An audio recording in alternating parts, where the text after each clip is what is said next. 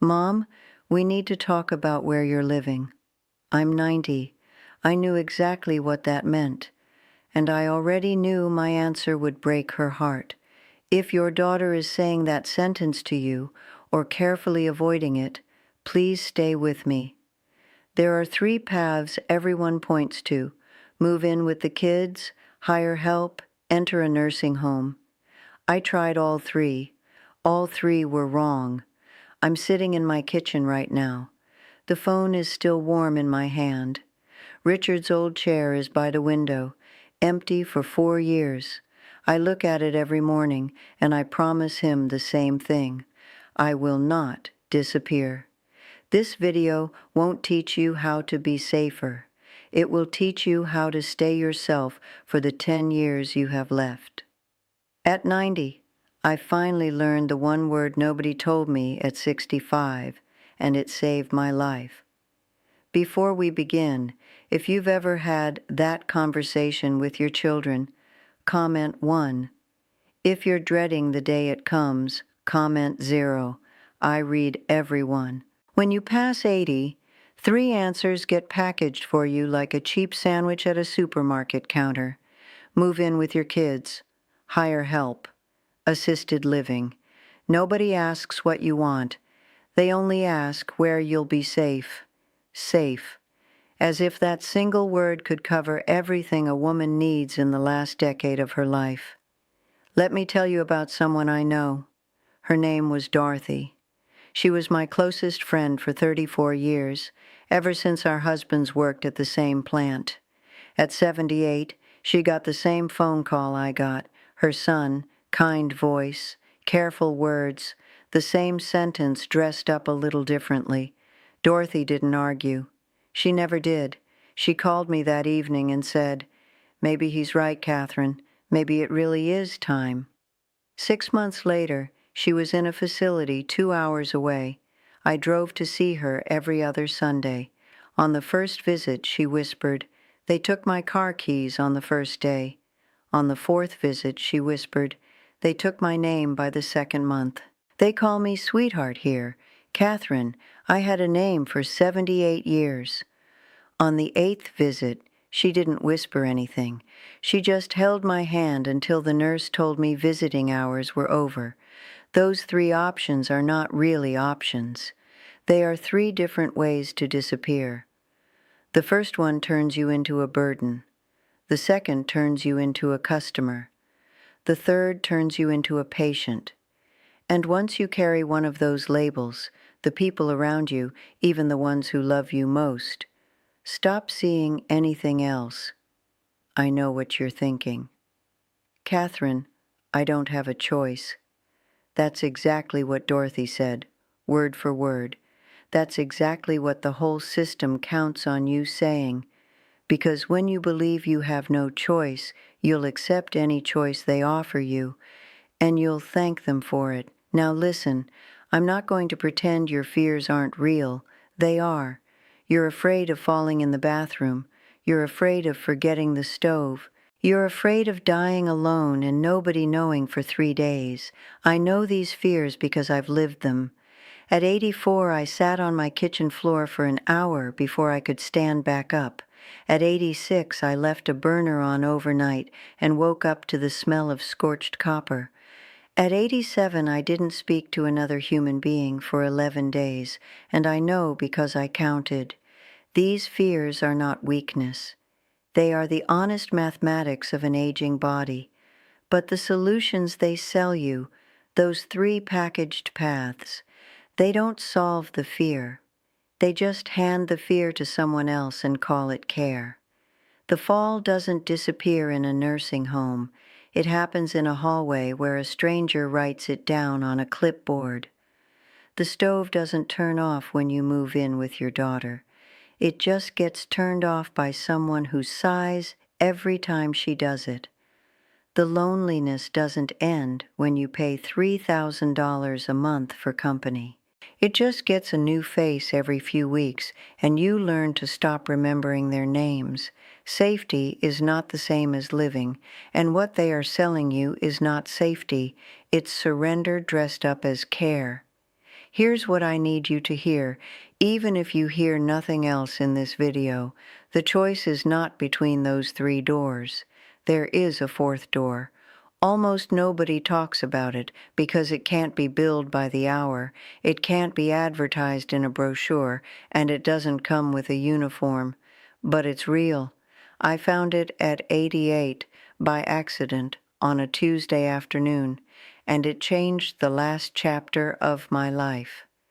Let me tell you what happened when I walked through each of those three doors first, starting with the one that looked the most like love. Let me start with the one that looked the most like love. After Richard died, I stayed in our house alone.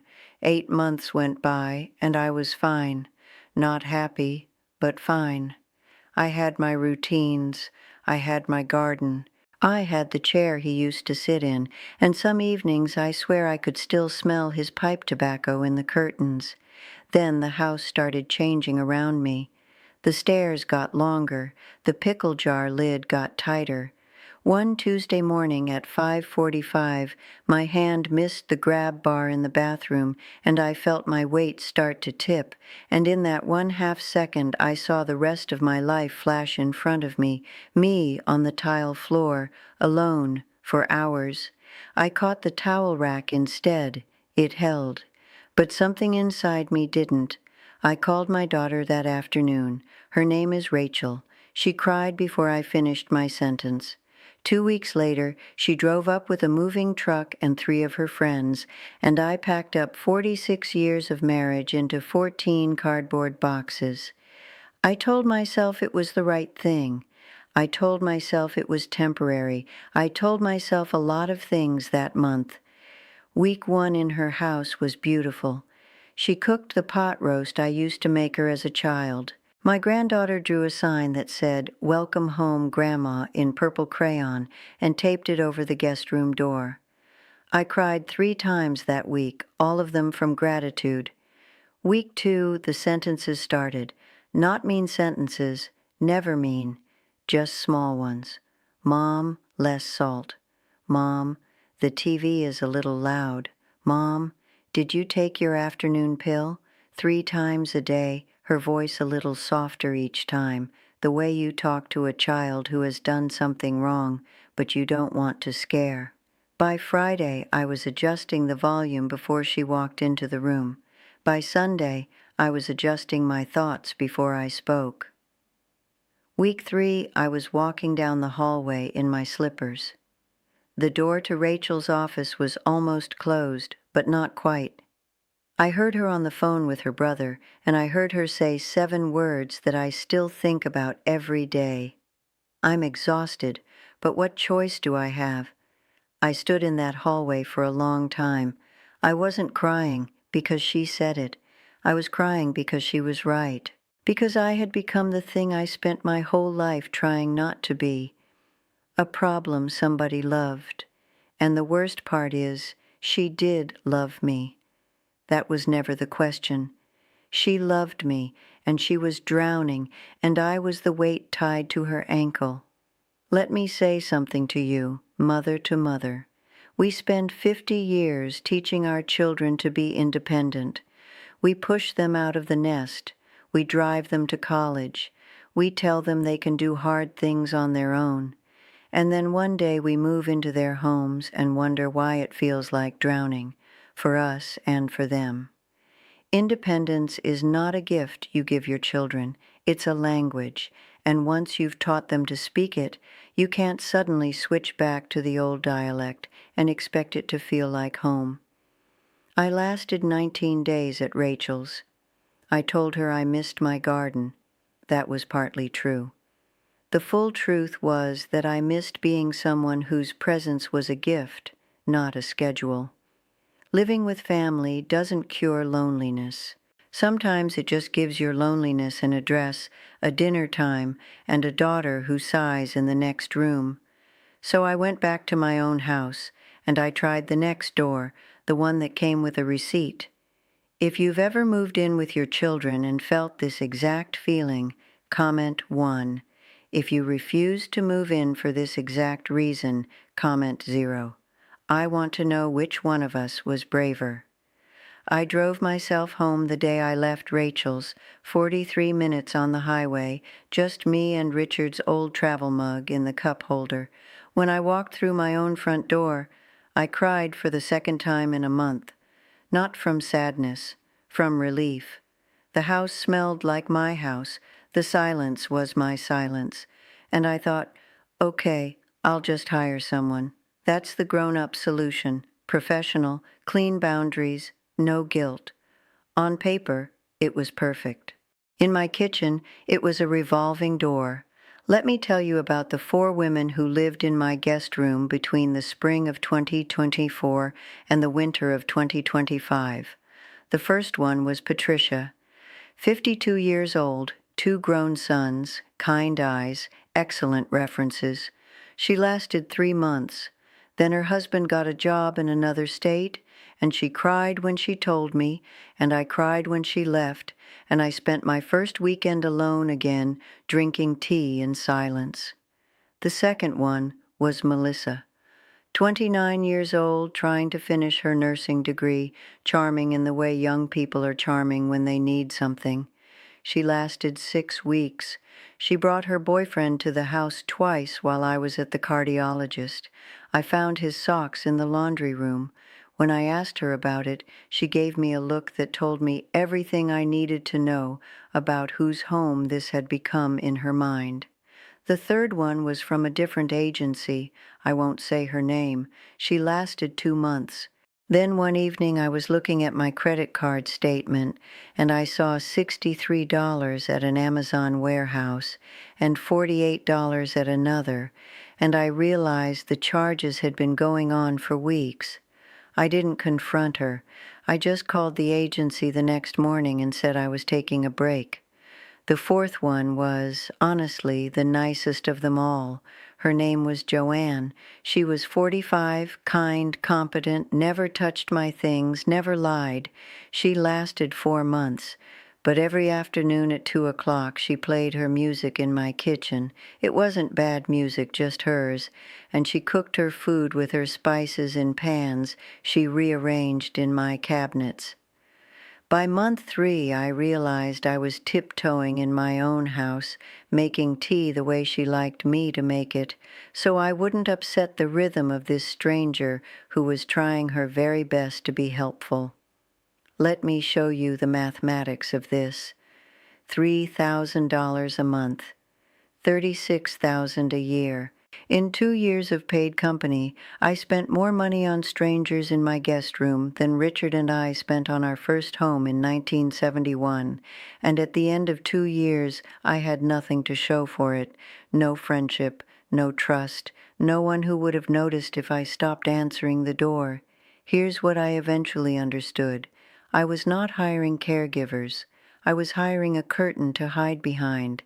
A human-shaped distraction from the fact that I was alone in a house where I was no longer the loudest presence, and strangers cannot do that job. They can bring you medicine, they can drive you to appointments, they can remember your pill schedule better than you do. What they cannot do is make you matter. They are not there to love you. They are there to be paid. The second the paycheck stops, they go home to their own lives. And they should. That is the only honest part of the arrangement. I know what you're thinking. Catherine, you just got unlucky.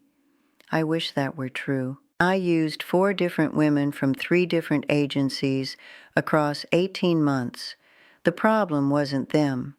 The problem was the transaction itself. Money buys presence. It does not buy company. And after 80, the difference between those 2 words is the difference between living and waiting. So I tried the one option I had sworn out loud to Richard's memory that I would never try. The brochure was beautiful. They always are. The facility was 2 exits up the highway, a place my daughter had circled in a pamphlet 3 months earlier. Soft watercolor paintings on the lobby walls, real coffee, not instant. A piano in the corner that a volunteer played on Thursdays. The activities director had warm eyes and a clipboard and a voice she had clearly practiced. She called me Catherine, not Mrs. Louise, and somehow that small thing made me trust her. I signed the paperwork in a single afternoon. Rachel cried on the phone that night. Relief, not sadness. I understood both. I lasted 21 days. Day 2. A nurse came into my room at 6 Gao in the morning to check on me. I had not woken up before 7 Gao in 90 years. Not as a child, not as a mother, not as a widow. I didn't say anything. I just lay there, eyes open, watching her check a chart that had my name on it, day 5.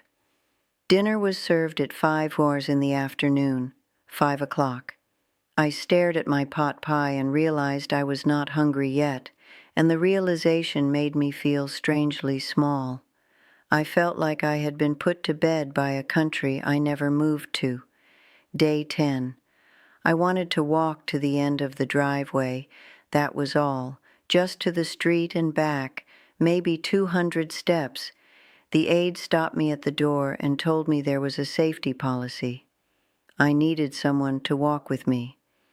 I waited 40 minutes for an available staff member. When we finally went, she held my elbow the entire time, and I realized I had not chosen to touch another person's hand in 10 days. Day 15. I met Eleanor in the dining hall. She used to teach English literature at a college I had heard of. She could still quote Auden. She looked at me over her glass of apple juice and said very calmly, "Honey, they don't take your body here. Your body stays. They take your schedule. And once your schedule is gone, your body follows within a year." I didn't sleep that night. Day 21. I was in the shared bathroom at 5:30 in the morning. There was a mirror above the sink. I stood there brushing my teeth, and I looked up, and I did not recognize the woman looking back at me, not because she was old. I had been old for 30 years. I didn't recognize her because she looked obedient. Her shoulders had already started to round inward. Her eyes already checked the clock before she did anything, and she was only 3 weeks in. I packed my suitcase in 47 minutes. I didn't pack everything, just enough. I called a taxi company from my cell phone instead of using the lobby line. I walked out through the side door and signed nothing on the way. The driver asked where I was going. I gave him my own address. I had never said those words with so much feeling in my life. Rachel called me just as I was unlocking my front door. She was panicked. The facility had already called her. She said, "Mom, where are you?" And I said, "Home, sweetheart. I'm home. Listen to me, please. We think nursing homes take away our independence. They don't. Not directly. They take away the muscle that independence is made of, the daily decision to eat when you're hungry, sleep when you're tired, walk when you want, and sit in silence when silence is what your soul needs. Once that muscle atrophies, independence doesn't come back just because you leave the building.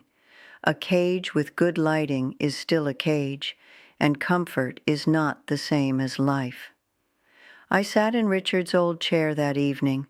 I had tried all 3 doors. I was 88 years old, and I had no idea what I was going to do next. What I didn't know, sitting in that chair, was that the door I needed was already in front of me. I just hadn't noticed it yet. It looked like a Tuesday afternoon in April, with the smell of cut grass in the air. I was on my front porch with a cup of tea. A young woman I'd seen a few times rushed out of the house next door, car keys in one hand, a little girl's backpack in the other. The little girl was maybe 6, crying the kind of cry a child cries when she already knows no one is going to fix it. Her mother looked at me across the hedge and said, "I'm so sorry for the noise. She hates aftercare, and I can't leave work early. I'm so sorry." I didn't plan what came out of my mouth. I heard myself say, "I'll pick her up." 3 o'clock every day. I'm not going anywhere. Her name was Sarah. The little girl's name was Emma. The first week, Emma sat at my kitchen table and ate an apple in silence, watching me like I was a strange bird. By the third week, she was asking me to teach her how to make Richard's sponge cake, the one I made him every Sunday for 46 years. I pulled out my stained handwritten recipe card, and she held it like it was made of glass. Sarah started bringing me leftover dinners on Thursdays. Her ex-husband, a decent man, stopped by to fix my kitchen sink and refused to take money for it. He said, "You watch my kid, we're even." Emma drew me a picture of a cat every Friday. For a while she called me Miss Catherine. One morning she called me Grandma Cat, and I had to leave the kitchen because I didn't want her to see me crying. I was not being taken care of. I was being needed. And at 90 years old, I want to tell you this as clearly as I can. Being needed is the most powerful medicine in the world. No pill can touch it. No facility can bottle it. No amount of professional care can manufacture the feeling of a 6-year-old running up your porch steps because she's excited to show you her spelling test. This is the fourth door. It's not a place, it's not a service, it's not a product. It is the quiet truth that the choice was never between independence and dependence. There has always been a third word, and almost nobody my age is taught it. The word is community. Community is not built with money or with blood. It is built with small daily exchanges of value, both directions, until two separate lives start leaning on each other without ever naming it. Age does not make you useless. It changes what you have to give. I can spell elephant for a 6-year-old on a Tuesday afternoon. At the end of a life, that is the whole thing. This morning, Emma drew me a picture of a house. 3 stick figures out front. Her mother, me. She wrote my family across the top in red marker. I am 90 years old, and for the first time since Richard died, I know exactly where I live. I didn't need someone to take care of me. I needed to still matter. That is the difference between surviving old age and living it. Please don't wait as long as I did to learn it. If Catherine's story reached you, not as advice but as permission, please tap like and subscribe. I make these videos for the women the world has stopped listening to. Together, we are getting louder. One last thing. If you already have a Sarah in your life, a neighbor, a young mother, anyone who needs 20 minutes of your time, comment 1. If you don't yet, but you are willing to go looking for one tomorrow, comment 0. Let's see how many of us are ready to walk through the fourth door together.